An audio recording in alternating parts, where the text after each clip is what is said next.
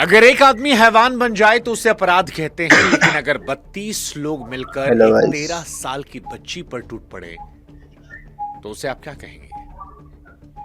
हाँ, हम और आप जब मर्दों के लिए आवाज उठाने में लगे थे तब राजस्थान में कुछ ऐसा हुआ जिसे सुनकर रूह कांप जा रही है। क्योंकि राजस्थान में 1 2 3 नहीं बल्कि 32 दरिंदों ने मिलकर एक 13 साल की मासूम को 5 दिनों तक नोच डाला। 13 साल की बच्ची को 5 दिनों तक। यह सोचकर डर लगता है कि उस बच्ची ने इन 5 दिनों में कितनी बार मदद के लिए हाथ जोड़े होंगे, कितनी बार रो रो कर कहा होगा कि प्लीज घर जाने दो। आपको गुस्सा आ रहा है ना, नफरत हो रही होगी, लेकिन जरा ठहरिए, क्योंकि अब जो बताने वाला हूं मैं आपको, उससे आपको घिन आएगी।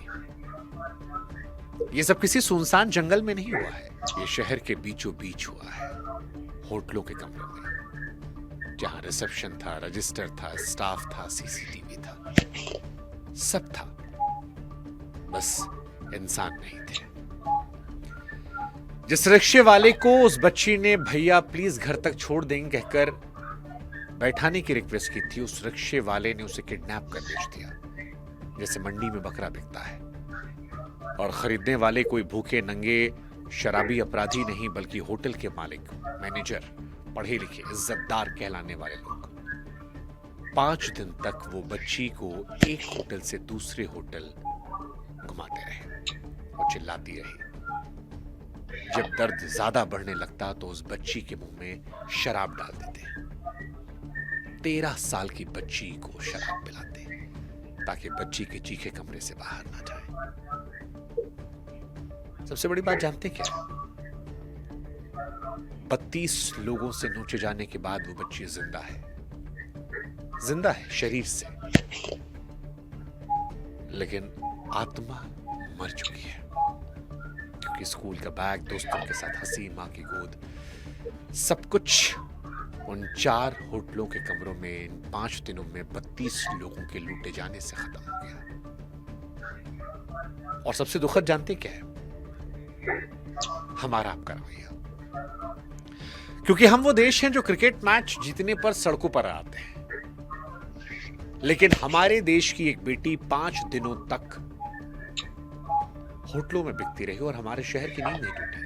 और जब खबर बाहर भी आई तब भी इस देश में ना कोई कैंडल मार्च कर रहा है, ना किसी प्राइम टाइम में चीख पुकार मच रही है। किसी टीवी चैनल पे आपको यह खबर नहीं दिख रही होगी, सोशल मीडिया पर भी कोई शोर नहीं मचा रहा। और ये इस खबर का सबसे दुखद पहलू है। लेकिन आज ये चुप्पी मैं तोड़ूंगा, क्योंकि राजस्थान के श्रीगंगानगर में जो कुछ हुआ वो किसी के साथ भी हो सकता था, किसी शहर में हो सकता था, हमारे आपके अपनों के साथ हो सकता था। और इसलिए इस विषय पर शोर मचाना जरूरी है, इस विषय पर सवाल उठाना जरूरी है, इस विषय पर विरोध जताना जरूरी है, सरकार को जगाना जरूरी है और यह सुनिश्चित करना जरूरी है कि हमारे देश में बेटियों की इज्जत आबरू कब रुकेगी। क्योंकि हर दिन 80 लड़कियों के साथ रेप होता है, हर दिन। और अब ये न्यू नॉर्मल हो चुका है। अगर महिला अपराध केसेस की बात की जाए वो तो लाखों में है। और उसी में से एक केस 18 जून की रात को हुआ था। नमस्कार, मैं हूं शुभांकर और यह खबर बड़ी तकलीफ दे रही है मुझे, बहुत बहुत बहुत तकलीफ दे रही है, दिल टूट पड़ा है।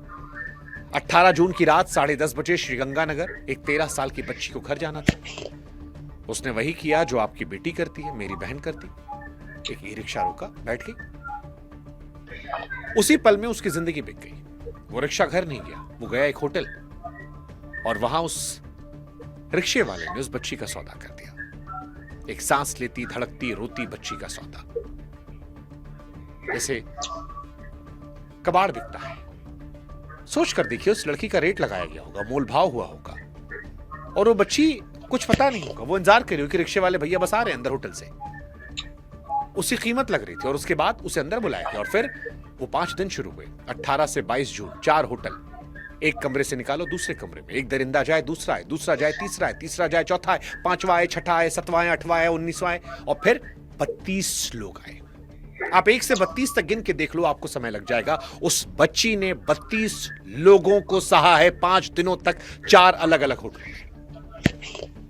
घिन आ जाती है अंदर से। जब वो दर्द से तड़पती तो दवा नहीं, मां नहीं, डॉक्टर नहीं, उसको शराब डाल दी जाती है ताकि शोर ना मचा पाए, बेहोशी की हालत में रहे और ये लोग उसकी इज्जत लूटते रहे।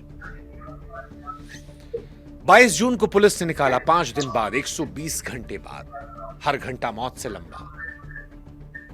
वो रिक्शे वाला सर ड्राइवर नहीं था। हम तो सोचकर परेशान है कि उसके घर में भी उसकी बहन होगी, बेटी होगी, उसकी मां होगी, उसकी बीवी होगी, फिर भी उसने बेच दिया पैसे के लिए।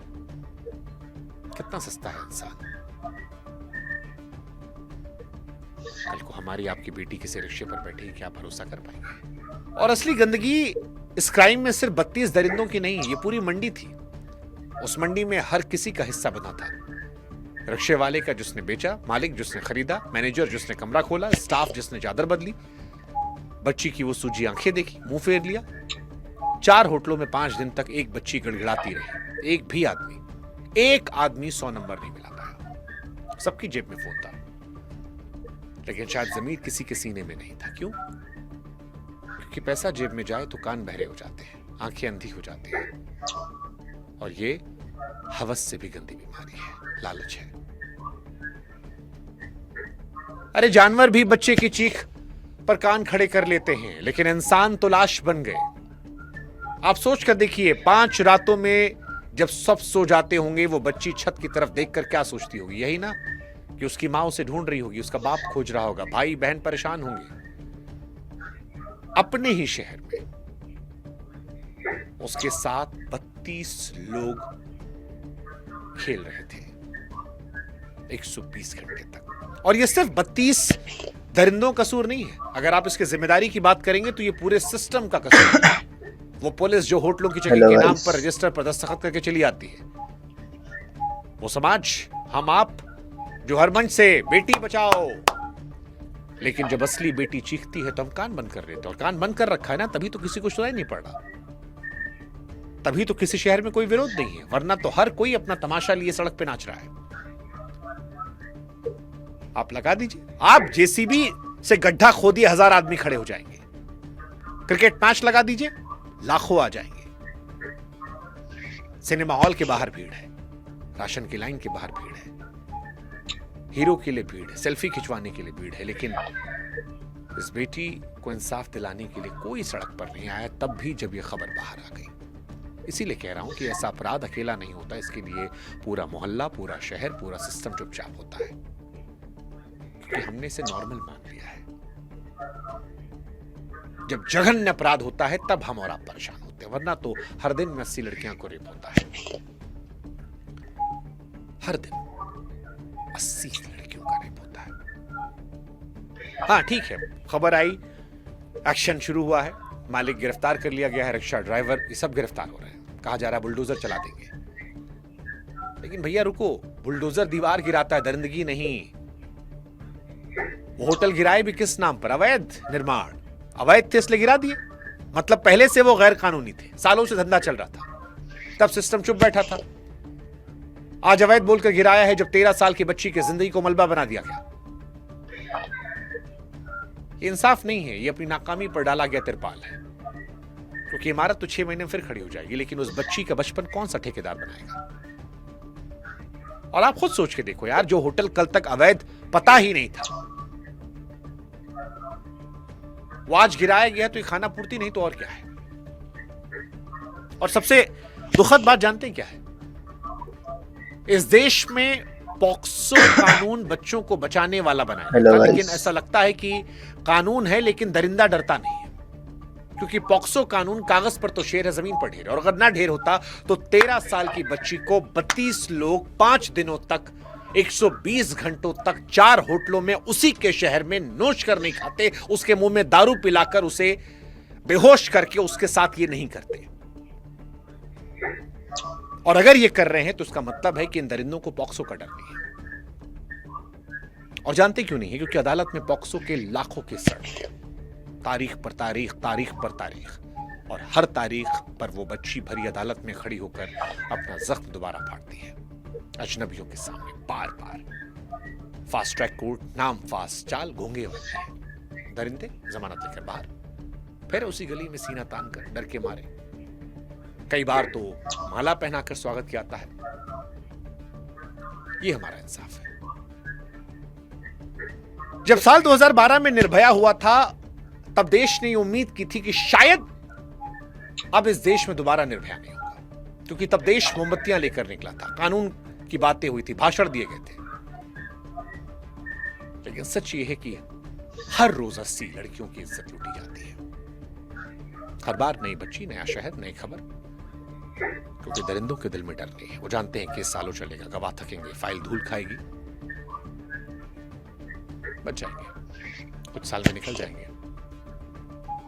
पॉक्सो में बच्ची से सामूहिक दरिंदगी पर फांसी लिखी है, लेकिन ऐसा लगता है कि वो लाइन सिर्फ किताबों की शोभा है। और एक सवाल मैं पूछना चाह रहा हूं, अगर 32 लोग मिलकर एक मासूम बच्ची के साथ खेल रहे हैं,